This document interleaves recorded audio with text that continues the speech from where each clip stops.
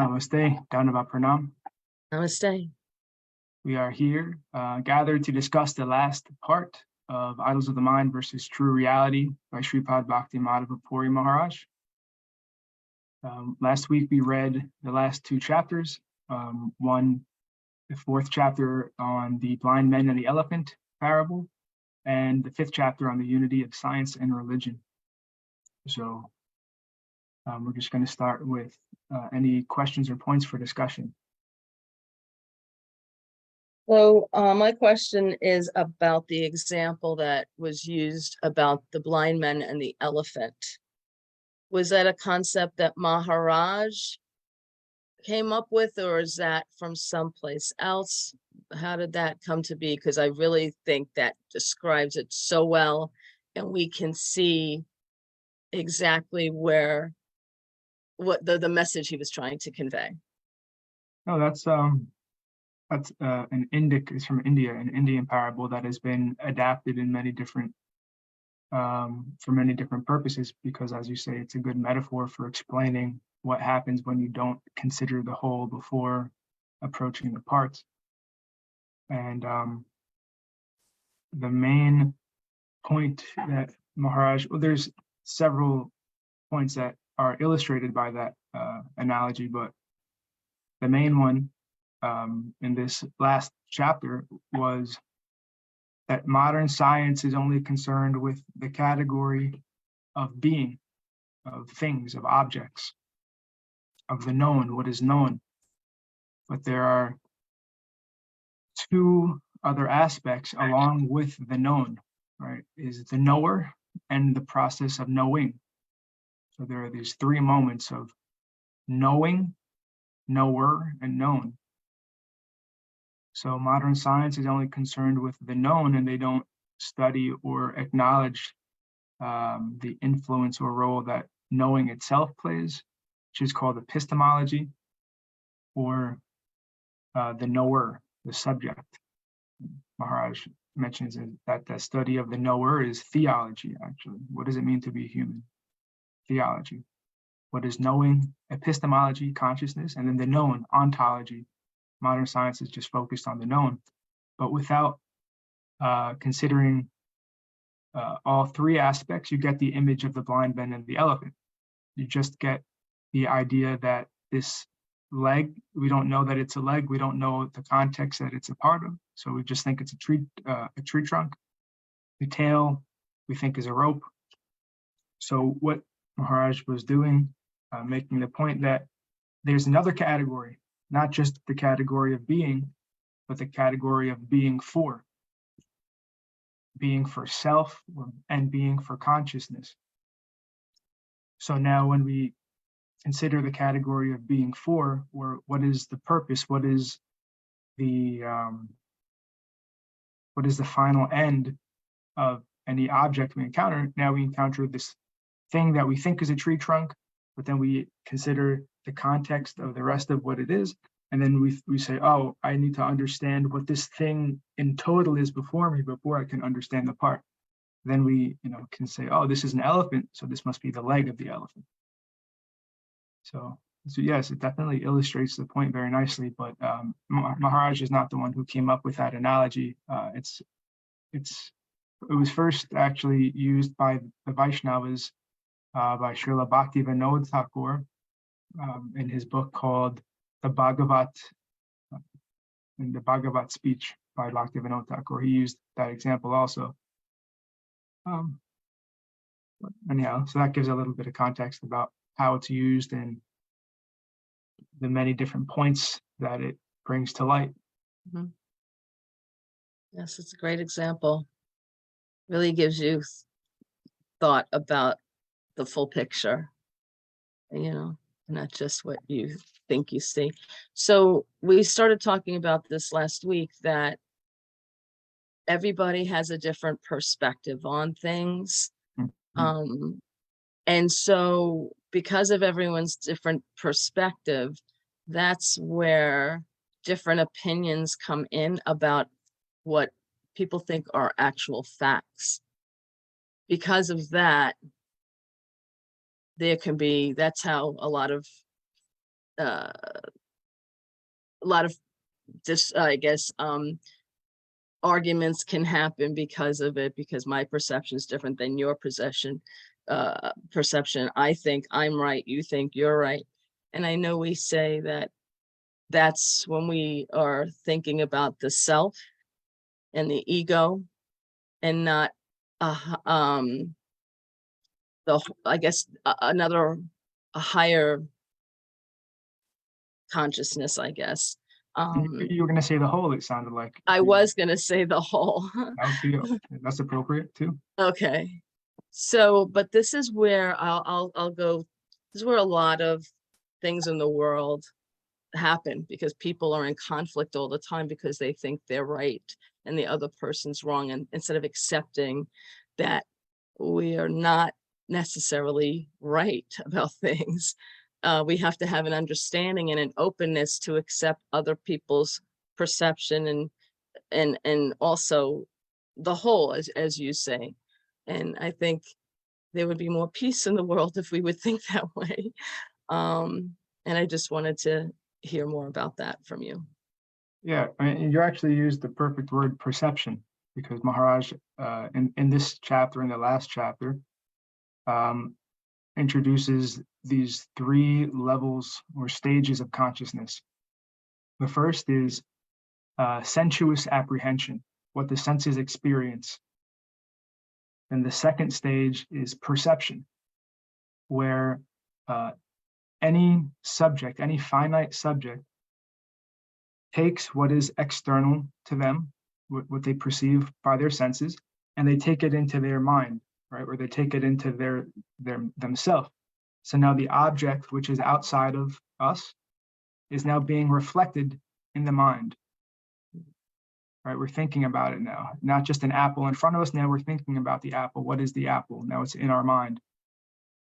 And so that's the most immediate interaction between the subject and the object. That reflection. We haven't even thought about it yet. We haven't gone deeper into it, but just the fact that that reflection has occurred, it's gone from just an external object to something reflected internally into our mind. That's perception. All right, so that's, Maharaj points out, what is perception? Means preconception. What comes before we have a robust, comprehensive, holistic comprehension or concept of the whole and how the parts fit into the whole. Before we have the full concept of the elephant, we have this perception. We're just reflecting what is external has now been reflected internally. It's the mediated step, the mediation between pure externality and a full realization of the dynamic integrated relationship of the inner and outer as a whole.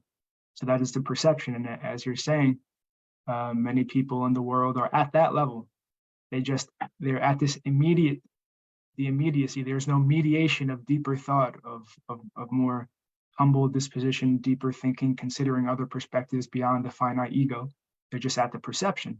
And because of the dominance of the ego and the dominance of self-centered desires and thinking, feeling, and willing to carry out those self-centered desires, and there's lots of conflict. And that's the material world. That's, the Vedas, which have existed for thousands of years, clearly have explained that that is the material world. No matter what the time, place, or circumstance is, it looks different to some degree, but it's always the same thing. This sphere of lots of finite entities competing, exploiting, and that's what the material world is. And the idea is to learn, right, this human form of life. We have the capacity to think deeper, right? Animals and plants, there's some cognitive activity there, but they cannot think, actually. They cannot think philosophically. There is no science, religion, art, philosophy, government within the species of plants and animals. They just have a very kind of immediate response to the environment for what feels good, and And that's about it. But most humans, unfortunately, are also at that level, but they have the capacity to go much, much deeper and much beyond that. And so that is what conceptual thinking, the process of conceptual thinking that's very deeply espoused and developed systematically and rationally by Hegel.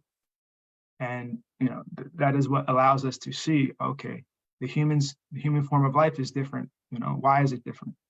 We can question who we are, what are we for? Specifically, what are we for? What is the purpose? Not just being, but being for. How can we come to know that?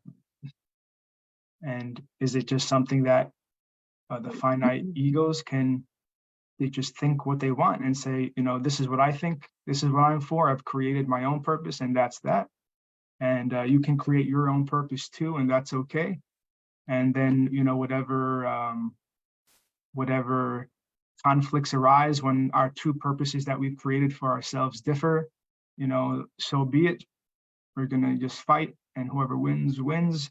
And the winner, gets to enjoy their own self-created reality and then die and not have, everything that they work to create for themselves supposedly is no longer of any use to them now. I mean, is that how we like to spend our time and energy? You can, but there may be a more intelligent path too. And, that requires, obviously, just like anything else, taking the time and putting the energy into developing in that way. So, this is the kind of direction that Maharaj is trying to encourage us to think and to use our time and energy. And that science itself is as claiming to be a systematic, rational approach to studying reality. That means you need to think about what things are for, not just that things are.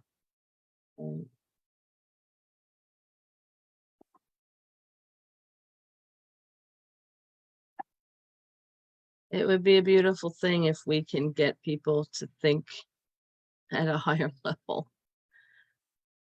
Definitely. Yeah.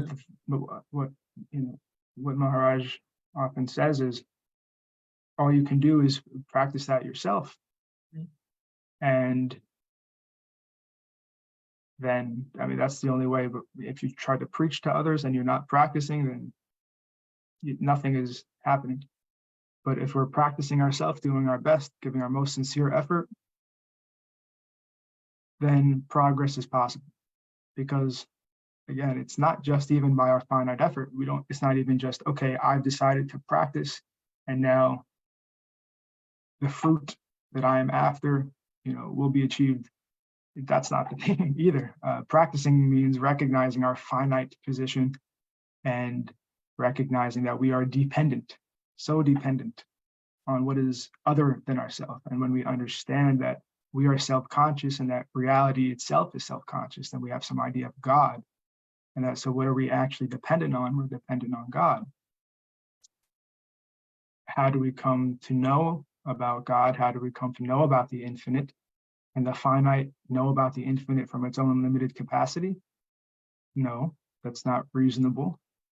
But when we hear from others who have walked this path and have some sincere realization, we hear them saying that it's possible and rational that the infinite can reveal itself to the finite. The finite is a part of the infinite is unlimited, and the infinite can reveal itself to the finite. And that is what is called revealed knowledge. That is what the epistemology of scripture, that's what that is, revealed knowledge, the infinite revealing itself to the finite. But that is coupled with the personal realization and interaction of those spiritual teachers, spiritual masters that have the grace of those who have come before them. This whole concept of parampara, where it's a personal development. It's not just, okay, now I have a book and I can read the book and now I can think about this book in any way I want. Then we're back to where we were in the beginning. Right. But the fact that there is something outside of myself that can also correct me, that's mercy, actually. That is mercy. And so that is the position of guru in Vedic culture, the bona fide guru. that we hear about the scriptures, we hear about the revealed knowledge through the devotee. And when we try to, when we misinterpret what the scriptures are saying, what the revealed knowledge is saying, based on our conditioning to always make things about ourselves and try to enjoy for ourselves, by pure mercy, Guru is there to correct us. That is the function of Guru, to realign us, proper adjustment. Srila Sridhar Maharaj says, religion means proper adjustment, always properly readjusting ourselves to the proper goal, to the proper purpose, instead of being distracted by so many finite so-called purposes.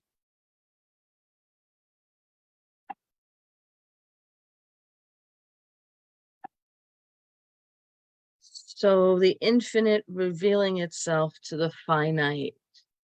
How do we know when that's happening?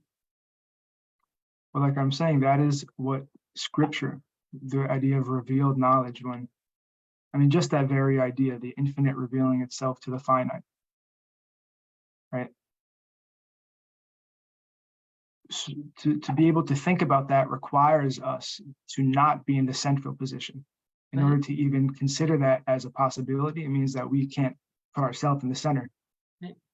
So that very idea is coming from the infinite, is recognizing that we're finite parts of the infinite. So that necessity, that reason, right?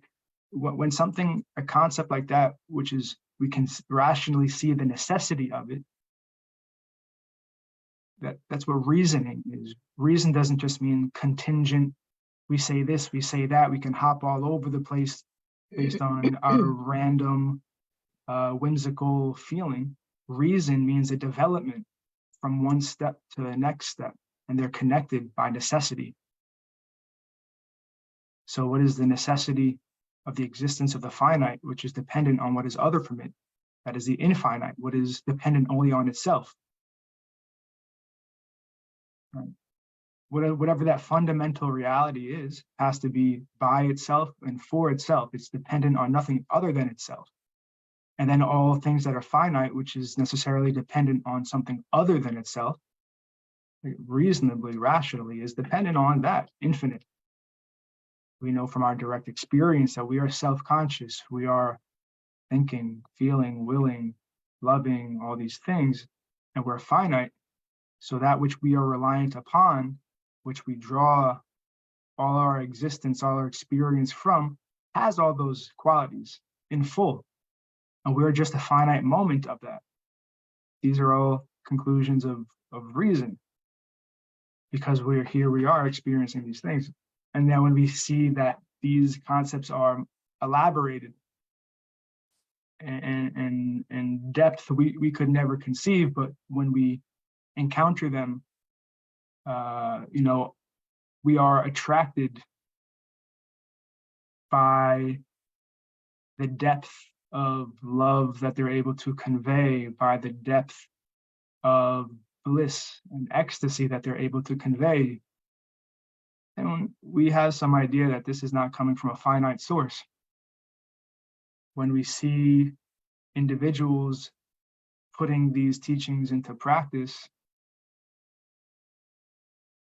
and we see how different they are from anyone else we encounter in the world, and that's a reason to think that something substantial is happening there, that these teachings in this scripture is not just it is revealed knowledge. And when you do these things, it does transform you in such a way that you would never be able to experience within the finite experiences of the world.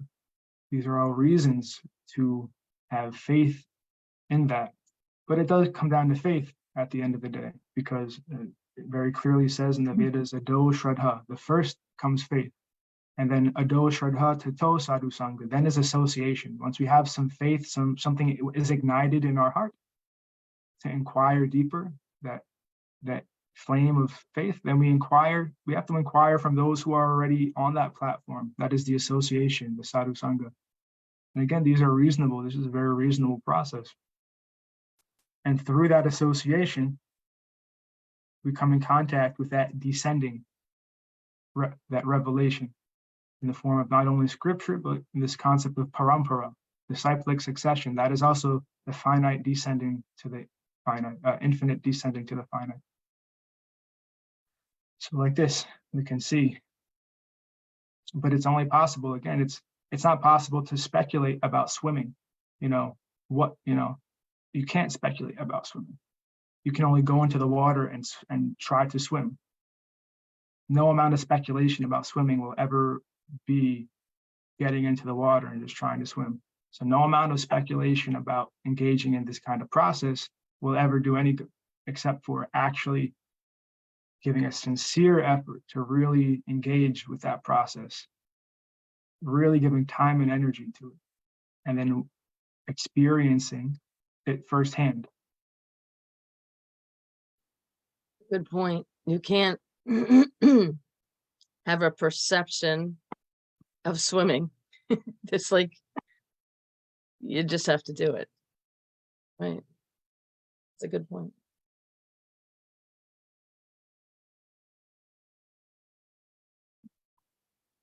Obviously these things have been said by Maharaj. I'm just repeating them. These aren't coming from me. So.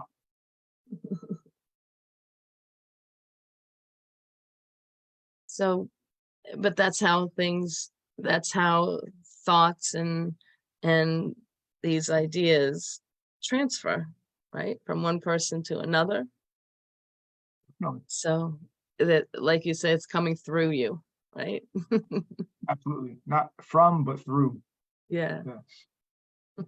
Yes. Nice point. Is there anything else you want to share about the book? No. You've obviously been studying this for years. You've been under the guidance of Maharaj for years now. So I'm just curious if you want to share anything else.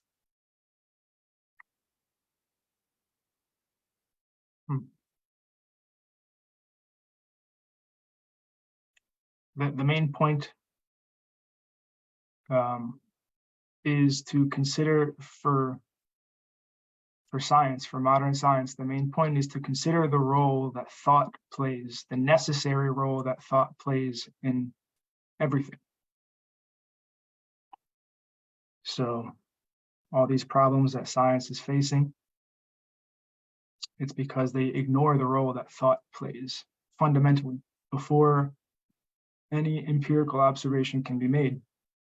Thought is already there. Thinking is already there.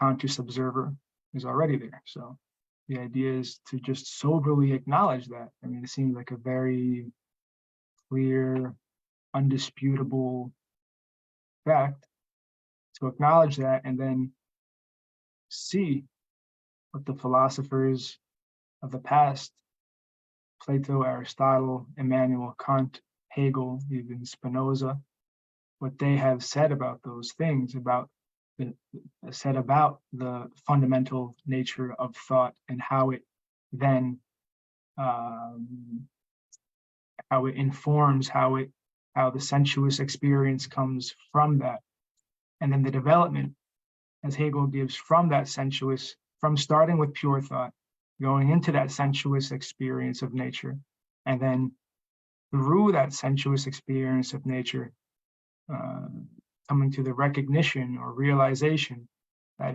spirit is coming to know itself through this whole process, and that we are a moment of that process, and that beyond even what Hegel has offered philosophically, what does it mean to then live as spirit?